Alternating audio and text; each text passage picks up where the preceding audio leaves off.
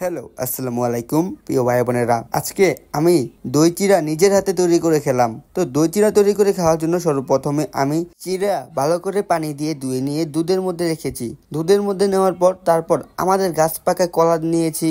এই কলাগুলো হইতেছে সবলি করা। মাশাআল্লাহ, কলাগুলো কিন্তু অনেকটা মিষ্টি ছিল, যেহেতু গাছ পাকা কলা। এই গাছ পাকা কলাগুলোকে আমি ছোট ছোট করে টুকরো টুকরো করে কেটে নিয়েছি। তো কলা কেটে নেওয়ার পর তারপর এর মধ্যে আমি পাকা আম দিব। তো আম কিন্তু যত মিষ্টি জাতের আম দিতে পারবেন তত খেতে এই দই চিড়া খেতে অনেক ভালো লাগবে। তো আমি ভালো মিষ্টি জাতের পাকা আম দিয়েছি।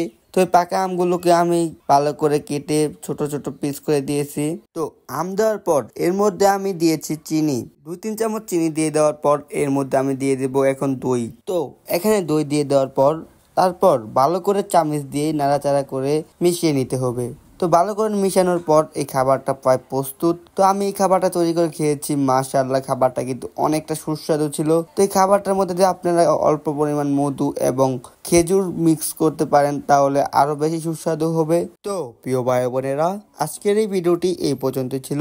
আর আপনি যদি আমার এই চ্যানেলের মধ্যে নতুন হয়ে থাকেন অবশ্যই চ্যানেলটি সাবস্ক্রাইব করবেন এবং পাশে থাকা বেল আইকনটি প্রেস করে দিবেন। তাহলে আজকের জন্য বিদায়। আসসালামু আলাইকুম।